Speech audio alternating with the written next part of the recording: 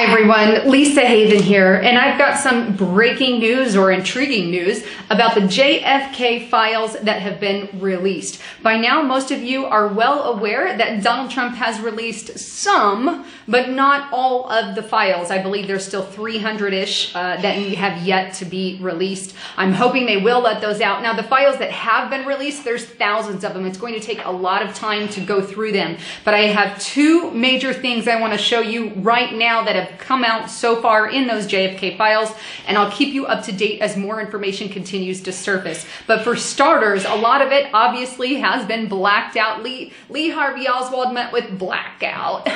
So they, of course, redacted and blacked out parts of it, but there is more information coming to the surface. Now, the first thing that I want to show you is one of the FBI files. I'm going to throw that up on the screen, and this is a huge piece of the puzzle, but it is on this FBI file that there's two paragraphs that reveal multiple shooters or more than one shooter. Here's what it says. According to Petito, only two organizations knew the route of the parade in Dallas on November 22nd, 1963, for any period of time prior to the parade, and these two were the U.S. Secret Service and the Dallas Police Department.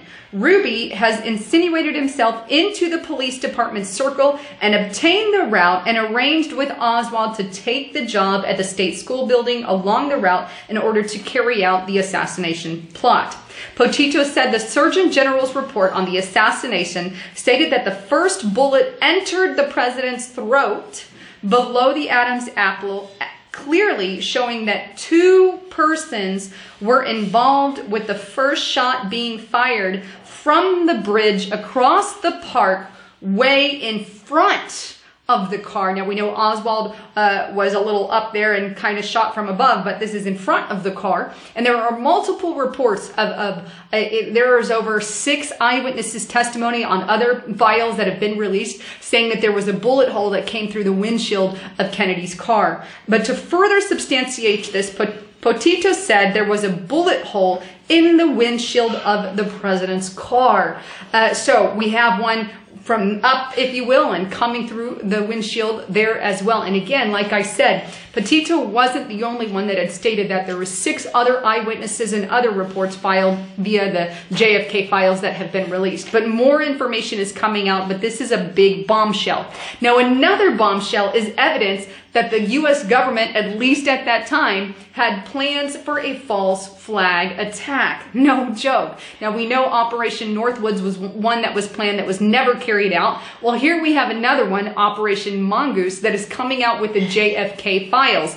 Let me show you that. And this one I found on Infowars.com to give them credit. It's titled JFK Files. CIA planned a deadly attack in Miami to blame Cuba. False flag plan was part of Operation Mongoose. Now, the report goes on to detail that a scary revelation has come out about a copy of papers called Pretext for War with Cuba that describe a plan under Operation Mongoose to conduct a false flag terror attack in Miami to be blamed on Cuba, but actually carried out by the CIA. Let me pause right there. So this is a CIA planned attack planning to kill some refugees and blame it on Cuba so they can go after Fidel Castro. Now, the report goes on to detail this. On April 12, 1962, General Lansdale forwarded to Maxwell Taylor an advance copy of the Joint Chiefs paper on the pretext, stating, "I am informed that the chiefs approve this.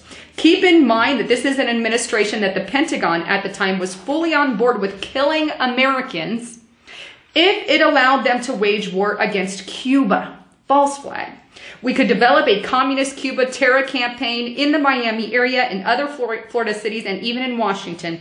We could sink a boatload of Cubans en route to Florida, real or simulated, the false flag plan reads. We could foster attempts on lives of Cuban refugees in the U.S., even to the extent of wounding in instances to be widely publicized, exploding a few plastic bombs in carefully chosen spots, the arrest of Cuban agent, and the release of prepared documents substantiating Cuban involvement also would be helpful in projecting the idea of an irresponsible government. So let's kill a few refugees, blame it on the Cubans, if you will, so we have a reason to go after Fidel Castro, blame it on Castro there. So that's kind of the idea, a quick summary of what Operation Mongoose is about, and some of these are found in the JFK files. So do governments plan false flags attack? Well, Operation Northwood and Operation Mongoose obviously both portray, though not carried out, they do portray the ability of these false flag attacks that they plan to do.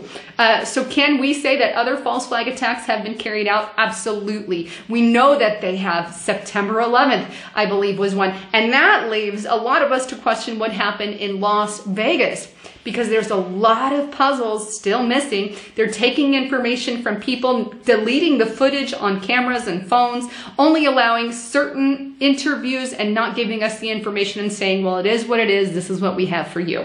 Well, obviously something else could be at play there. Anyhow, wanted to bring you the latest on all the JFK stuff so you have all that information. Please don't forget to check out my partner at getthetea.com. He has supplements, vitamins, minerals, and of course the detox. So don't forget to check that out as well. Anyhow, thanks again for tuning in. If you like what you heard, subscribe to the channel and give me a thumbs up and share it everywhere. Well, I'm Lisa Haven, signing out.